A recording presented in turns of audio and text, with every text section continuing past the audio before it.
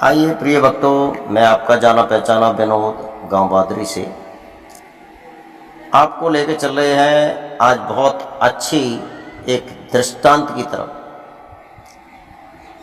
ये हमारा चैनल है देहाती अनमोल कहानी यूट्यूब चैनल के सौजन्य से आप लोगों तक पहुंचा रहे हैं।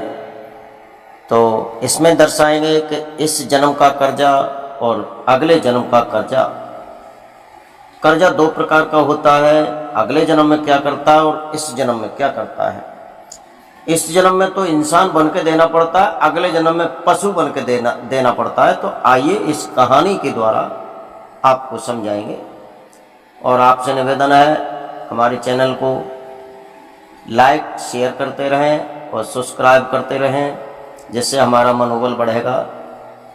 और हमें आशा ही नहीं पूर्ण विश्वास है कि हमें विशेष प्यार करते हैं, दुलार करते हैं और मेरे इस कहानी को आप प्रेम से सुनते हैं। एक एक दिन में काफ़ी लोग प्यार देते हैं।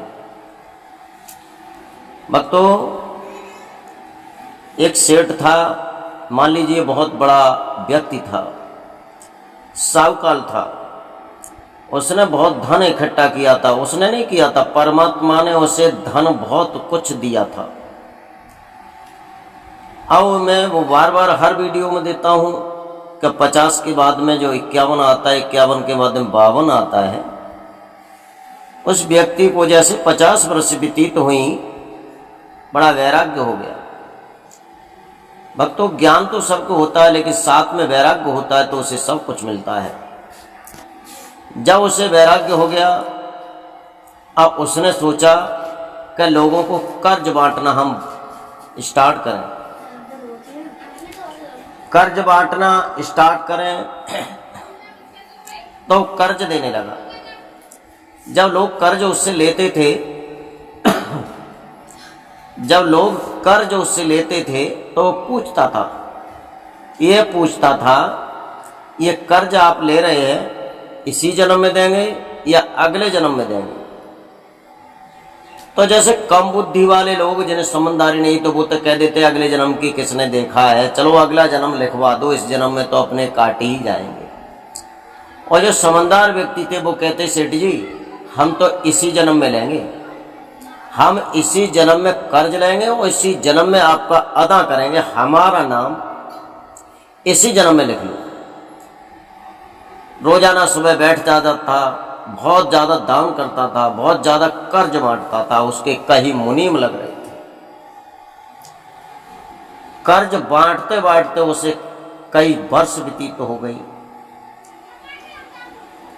अब इधर एक गांव था, उसमें लोग जुआ ज़्यादा खेलते थे। और जानते हो, किसी कवि ने लिखा है, चरकी ने खेती मेड़ पे कुआ, कम है लागान बेदखल कैसे हुआ, पीती शराब और खाते पुआ, और राखी रंडी और खेल तो जुआ। मैदान हो जाता है। ये कई चीज़ें ऐसी हैं जो आदमी को मैट के धर देती है। कुव्वत कम यानी ताकत कम, गुस्सा ज़्यादा मिटने की नियामत है, पैदा कम खर्चा ज़्यादा मिटने की नियामत है। आपके पैदा है 2 रुपया, खर्चा करते हो 10 रुपये तो बिक जाओगे, सर पे छत नहीं रहेगी। आप में ताकत कम है और गुस्सा ज़्यादा है, तो कहीं न कहीं भक्तों बस राम जी की कृपा से आपकी सेवा होती रहेगी समय समय पर। भक्तों, इधर उस गांव में जुआ खेलते थे। जब पैसा नहीं रहा तो एक बुढ़े के पास में जुआरी जाते हैं। 4 जुआरी पहुंचे और कहने लगे, बाबा आपके पास में बहुत धन है, हमें धन दे दो। वो बाबा कहने लगा, मेरे पास कहाँ भैया, अरे तुम फलाने शहर में चले जाओ। जब शहर की तरफ उन्हें इशारा किया है और कहा, बस शहर में एक बड़ा सेठ है और वो सेठ बहुत कर्जा देता है, जितना चाहो उतना ले लो, लेकिन उसकी शर्त है, जा जन्म में दोगे या उस जन्म में दोगे। चारों जुआरी पता पूछ करके चलने लगे। उस शहर में पहुंचे, पूछते पूछते उसके घर पहुंचे। सेठ ने देखा, आइए भाई कहाँ से आए हो, बड़े पैदल चल के आए हो, पसीना में लथपथ हो रहे हो। चारों जुआरी कहने लगे, सेठ जी हमने आपकी बड़ी शोहरत सुनी है, आप कर्ज बांटते हैं। सेठ कहने लगे, बिल्कुल कर्ज बांटते हैं, आपको चाहिए क्या? कहने लगे, हाँ हमको कर्ज चाहिए। कितना चाहिए? कहने लगे, 5-5 लाख रुपए हमें दे दो, 4 जने हैं। सेठ जी कहने लगे, अपने मुनीम से इन्हें दे दो, 5-5 लाख रुपए दे दो। सेठ ने फिर पूछा, इसी जन्म में चुकाओगे या अगले जन्म में? जुआरी कहने लगे, महाराज हम पे इस जन्म में क्या है, हम तो अगले जन्म में दे देंगे। ठीक है, इनका नाम लिख लो। अपने मुनीम से कहा, मुनीम जी इनका नाम लिख लो, ये 5-5 लाख रुपए जो कर्ज ले रहे हैं वो अगले जन्म में देंगे। मुनीम ने 20 लाख रुपए उन चारों जुआरियों को दे दिए और अगले जन्म के लिए लिख लिया। और जो जुआरी वहां से चले हैं, चलते चलते वो रास्ता भटक जाते हैं तो किसी नगर में पहुंचते हैं जाकर के। और उस नगर में जाकर के उन्हें हो जाता है रात्रि। जब रात्रि काल का पैर हो जाता है तो नगर से बाहर ही एक मकान बनाता, उस मकान मालिक से जाकर के कहने लगे, भाई अगर आपकी आज्ञा हो तो एक रात हम रुकना चाहते हैं। वो मालिक कहने लगा, बिल्कुल रुकिए। कहने लगे, वो चारों हमें भोजन की तो जरूरत नहीं है, लेकिन अगर 4 पाई हमें मिल जाए तो रात में हम विश्राम कर सकते हैं। कहने लगा, बिल्कुल आप भोजन चाहे तो भोजन मिलेगा, अगर नहीं चाहते हो तो नहीं मिलेगा, लेकिन आपको जगह मिलेगी, विश्राम करो रात में, सुबह चले जाना। अब चारों जुआरी जो है वो उस आदमी ने, उस किसान ने उस जगह पर रोके जहां उनके पशु बंधते थे। पशु बंध रहे थे, उस घेर में जाकर के उन्हें ठहरा दिया। चारों जुआरियों को नींद नहीं आई। सोचने लगे, अगर हम सो गए और इस किसान ने हमारे साथ में घात कर दी, सारा धन ले लिया तो हम तो वैसे ही रह जाएंगे। तत सोओ मत। रात्रि के 11-12 बजने को होते हैं तो उस सार में, उस घेर में, उस तबेले में 2 ही पशु थे। एक था भैंसा और दूसरा था घोड़ा। अब घोड़ा कहने लगा उस भैंसा से कि भैंसा भैया अब थोड़ा हमारा तुम्हारा समय रह गया है, कुछ बात कहो जाते रात कटे। भैंसा कहने लगा, नहीं भैया, घोड़ा भैया आप ही कहो। घोड़ा कहने लगा, मैं तो कहूँगा लेकिन पहले तुम कहो, आपका जीवन कैसा कटा है इस किसान के यहाँ। भैंसा कहने लगा, घोड़ा भैया मेरा जो, अब मैं ये बताने के लिए आपको जा रहा हूं कि अगले जन्म और पिछले जन्म की कहानी, जो कर्ज लेकर के जुआरी आए थे वो जुआरी वहां सुन रहे हैं और वो अपनी भाषा में बात कर रहे हैं। वैसा कहने लगा, घोड़ा भैया इस किसान का मेरे ऊपर बहुत बड़ा कर्ज था, अब वो कर्ज ज्यादा हो गया है और मेरा कर्ज इतना रह गया है कि सुबह का चारा मैं खाऊंगा, सुबह का चारा लेने के बाद में मैं खत्म हो जाऊंगा, क्योंकि मेरे ऊपर जो कर्ज था पहले जन्म का वो मैंने इसका भैंसा बन के चुका दिया है। कर्ज था थोड़ा, लेकिन मुझे मेहनत ज़्यादा करनी पड़ी है, इतने ब्याज लग के मुझे पटाना पड़ा है कि मेरा सारा जीवन इसी में निकल गया। जब बुढ़ापा आ गया तब इसके कर्ज से मैं उड़न हुआ हूँ, बेबाक हुआ हूँ। इसका सारा कर्जा पट चुका है और मेरा एक छाक का चारा बाकी रह गया है। जुआरी कहने लगे, वाह भाई वाह, ये भैंसा झूठ बोलता है, अगर सत्य बोलता होगा तो हम देख के चलेंगे। दूसरा जुआरी कहने लगा, घोड़ा की और सुनो। हुआ क्या वक्तो, अब घोड़ा बताने लगा, भैंसा भैया तुम्हारा कर्ज अदा हो गया है, एक छक का तुम्हारा भोजन बाकी रह गया है, आप तो चले जाओगे मेरा साथ छोड़ करके। लेकिन मैं कहाँ जाऊंगा। भैंसा कहने लगा, आप अपनी बीती बताओ, आपके मन में क्या है, आपके दिमाग में क्या आती है। तो घोड़ा बताने लगा, तुम तो सुबह का चारा खा के शरीर को पूरा करके चले जाओगे, किसान के ऋण से पूर्ण हो जाओगे, लेकिन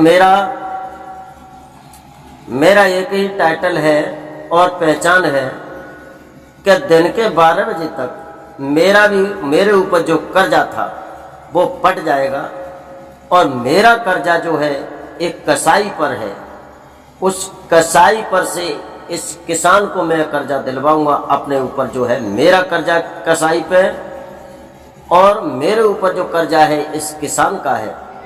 तो आप देख तो नहीं पाओगे क्योंकि मुझसे पहले ही आप चले जाओगे, लेकिन इस कसाई पे से दिलवाऊंगा और यहाँ से 2 मील जाकर के मैं ठेवा खा के गिर जाऊंगा, मैं मर जाऊंगा। इस तरह से मेरा भी कर्ज अदा हो जाएगा। और मैंने भैया बहुत मेहनत की है, जब से मैं चलने लायक हुआ हूँ तब से मैंने इस किसान को बहुत शौके कराई हैं, लिमिट से ज़्यादा मुझे भागना पड़ा है, दौड़ना पड़ा है। आज मेरा भी कर्ज अदा हो जाएगा। ये बातें चारों जुआरी सुन रहे थे। चारों जुआरी कहने लगे, चलो इनकी भी बात सुनेंगे, इनको भी देखेंगे, ये जो कह रहे हैं वो सत्य है या असत्य है। सुबह होता है, चारों जुआरी वहीं बैठे रहते हैं। किसान चारा लेकर के आता है, उस भैंसा को डालता है, 2 बाल्टी पानी पिलाता है। पानी पिलाने के बाद में मिनट 5 ही बीतती हैं, भैंसा इधर उधर न चलने के बहाने गिरता है और तुरंत खत्म हो जाता है। किसान कहने लगा, वाह भाई वाह, ये क्या हुआ। बड़ा इल्लाता है, बड़ा रोता है, बड़ा चिल्लाता है, लेकिन आखिरकार गड्ढा खोद के उसे दफन कर देता है। जुआरी कहने लगे, बात सत्य है, हो सकता है हम अगले जन्म के लिए जो कर्जा लेकर के आए हैं हमें कई गुनी ब्याज के साथ इसका सेठ का पैसा अदा करने पड़ेगा और पशु बन के भी देना पड़ेगा।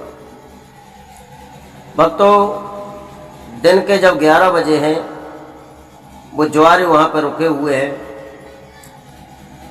अब एक कसाई आता है, आवाज लगाता है, किसान भागता है, उसे पकड़ लेता है, कहता है हम घोड़ा बेच रहे हैं। जितने कसाई ने मांगे, जितने उस घोड़ा के ऊपर आ रहे थे, उस घोड़ा के कसाई के ऊपर उतने ही दाम मांगे और कसाई ने मोल भाव नहीं किया, तुरंत ही उतने पैसे निकाल के दे दिए। घोड़ा को ढील करके वहां से चला है, हाथ में उसके रस्सा लेकर के 2-3 मील निकल पाया होगा। जुआरी दुबक के साथ में ही जा रहे हैं। घोड़ा 2-3 मील उस नगर से बाहर हुआ है, तुरंत ही उसे पटक लगती है और घोड़ा मर जाता है।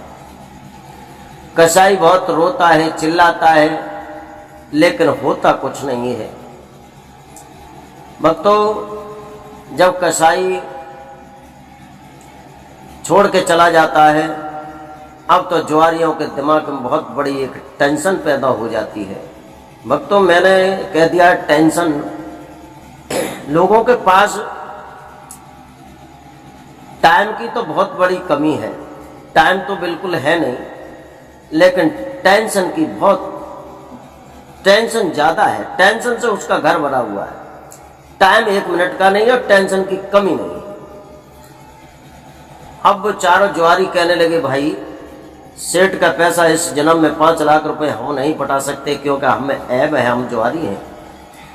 ऐसा करो, सेठ के पैसे लौटा के आते हैं, नहीं अगले जन्म में पशु बन के देना पड़ेगा। ध्यान देना भक्तों, किसी का पैसा मार करके बैठ मत जाना। इस कहानी के माध्यम से आप लोगों तक पहुंचा रहे हैं एक सुझाव की बात।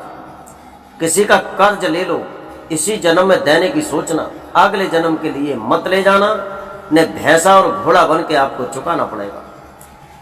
खैर चुकाना तो पड़ेगा, लेकिन अटूट मेहनत करनी पड़ेगी, लठ खाने पड़ेंगे, प्यासा और भूखा भी रहना पड़ेगा, घाम में भी तपना पड़ेगा, तब जब पैसा अदा होगा। तुम्हें घाम लगे किसी वृक्ष के नीचे बैठ जाओगे, फिर भी गर्मी लगे तो पसीना को सुखाने के लिए हाथ के पंखा से व्यायाम करने लगोगे, नहा लोगे। लेकिन भैंसा और एक किसी पशु को भूख लगती है कह नहीं सकता, प्यास लगती है कह नहीं सकता, घाम लग रही है नहीं कह सकता है, गर्मी लग रही है नहीं कह सकता है, उसका मन करता है मैं नहाऊंगा तो नहा नहीं सकता। किसान का जब मन करेगा तभी नहाएगा। अपने मन से कुछ नहीं होता, अपने मन से जो होता है उसे कहते हैं इंसान, और दूसरे के मन से होता है उसे कहते हैं पशु। हुआ क्या भक्तों, जाते हैं सेठ जी से, कहते हैं सेठ जी अपना जो पैसा दिया आपने कल हमें उसे वापस ले लो। सेठ कहने लगे क्यों? कहने लगे मैं इसी जन्म में देने की हमारी क्षमता नहीं है, हम अगले जन्म में तो दे सकते हैं, अगले जन्म में हम दे नहीं सकते और जा जन्म में चुकाने की क्षमता नहीं है, इस वजह से कर्जा माफ कर लो, ये कर्जा अपना वापस कर लो।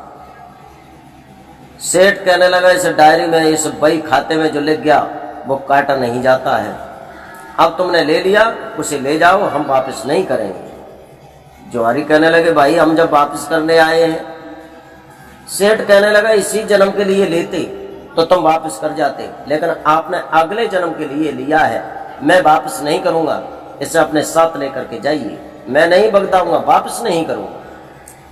उन्होंने बहुत कहा लेकिन सेठ ने एक बात नहीं मानी।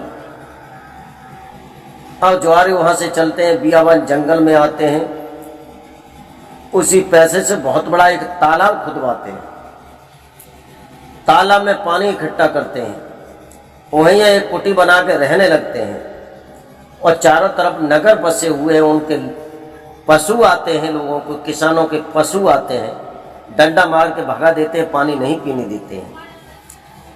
जब पानी नहीं पीने देते हैं, किसी चिड़ी चावली को पानी नहीं पीने देते हैं, बहेतु पशु को पानी नहीं पीने देते हैं, बंधे हुए पशुओं को पानी नहीं पीने देते हैं, किसानों को पानी नहीं लेने देते हैं, तो बड़ा माँ तो ऊधम चालू हो गया। गांव के सभी लोग उनके पास आए, भाई कहने लगे क्यों भाई, क्यों तो तुमने तालाब खुदवाया, और जब खुदवाया तो पानी क्यों नहीं पीने देते हो? चारों जोहारी कहने लगे हमारा नहीं है तालाब, ये फलानी जगह का सेठ है, उसने तालाब खुदवाया है और हमें नौकर बना दिया है, और ये कह दिया पानी किसी को पीने मत देना, तो इस वजह से हम पानी नहीं पीने देते। 2-3 गांव के लोग वहां सेठ के पास पहुंचे, सेठ से जाकर के कहने लगे सेठ जी बहुत कर्जा देते हो, बहुत दयामान हो, लेकिन आपने जो एक तालाब का निर्माण कराया है, तालाब में पानी है, पीने क्यों नहीं देते हो? वैसे तो बड़े धर्मेश्वरी बनते हो लेकिन पानी पीने नहीं देते हो। सेठ कहने लगे झूठ क्यों कहते हो, हमने तो कोई तालाब नहीं खुदवाया। लोग कहने लगे खुदवाया है तुमने, और 4 नौकर वहां पर रखे हैं। सेठ अपने मुनीम के साथ में वहां आते हैं, उन लोगों से कहते हैं पानी क्यों नहीं पीने देते हो? लोग कहने लगे हम तो तुमने मना नहीं कर दिया था। सेठ कहने लगे बड़े पागल हो, पानी के लिए कौन मना करता है? तब उन चारों जोहारियों ने कहा महाराज हमने अगले जन्म के लिए 20 लाख रुपया हम चारों लोगों ने कर्ज लिया था। हमने इस तरह से भैंसा और घोड़ा की कहानी सुनी कि अगले जन्म में बड़ी मुसीबत से पड़ता है और 4 गुनी ब्याज लगती है और पशु बन के भी देना पड़ता है, तो हमारी रूह कांप गई। इस वजह से हम आपके पास गए थे कि हमारा कर्जा वापस कर लो, लेकिन आपने नहीं लिया। तो उसी कर्जा से हमने यहाँ पर तालाब का निर्माण कराया है, और पानी हम इसलिए नहीं पीने देते हैं कि आप हुक्म करेंगे तब पानी पीने देंगे, उससे पहले हम पानी नहीं पीने देंगे। कहता हमारा बही खाते से नाम काट दो कि हमने कोई कर्जा नहीं लिया है, और अगर नाम नहीं काटते हो तो हम पानी नहीं पीने देंगे। सेठ बड़े हंसे, हंस करके कहने लगे, चारों के सर पे हाथ रखा, तुम बड़े धन्य हो, तुम बड़े अपने जीवन में सुख काटोगे, तुमने बहुत अच्छा किया है, बड़े समझदार हो, चिंता मत करो, आपका नाम हम कटवा देंगे, लेकिन पशुओं को पानी पीने दो, पक्षियों को पानी पीने दो। अपने मुनीम से कहा इन चारों का नाम काट दो, बेबाक कर दो। अब हमारा पैसा इस तालाब में लगा हुआ है, जहाँ पर पशु जीव जंतु पानी पिएंगे, फिर भी हमारा पुण्य इकट्ठा हो जाएगा। तो भक्तों, इस तरह से फिर नगर के लोगों के जो पशु पक्षी जीव जंतु सब पानी पीने लगे हैं। इस तरह से उनका ऋण हो जाते हैं ऋण से। तो मेरा आपसे कहना है, ये हमारी कहानी आपको सुझाव देती है, क्या आप किसी का कर्जा ले लो, अगले जन्म के लिए मत ले जाना। जहां तक बने तहां तक इसी जन्म में पटाना। अगले जन्म में अगर लेके जाओगे भक्तों तो आपको पशु बनना पड़ेगा, अटूट मेहनत करनी पड़ेगी, टाइम पे भोजन और पानी नहीं मिलेगा, तब तुम ज़्यादा परेशान हो जाओगे। और हो सकता है शास्त्रों के अनुसार आपको 10 गुनी ब्याज देनी पड़ेगी। तो मेरा कहना है सभी भक्तों से, मेरी वाणी का बड़ा सम्मान करें और मेरी इस कहानी पर गौर दें, इसे प्यार से सुने, लाइक और सब्सक्राइब करते रहें, शेयर करते रहें और इसी तरह से हमें प्यार और दुलार करते रहें। इस कहानी से हमें मिलता है अगले जन्म के लिए कर्ज नहीं रखना है। जो कर्ज लेना है किसी मुसीबत के कारण इसी जन्म में पटाना है। और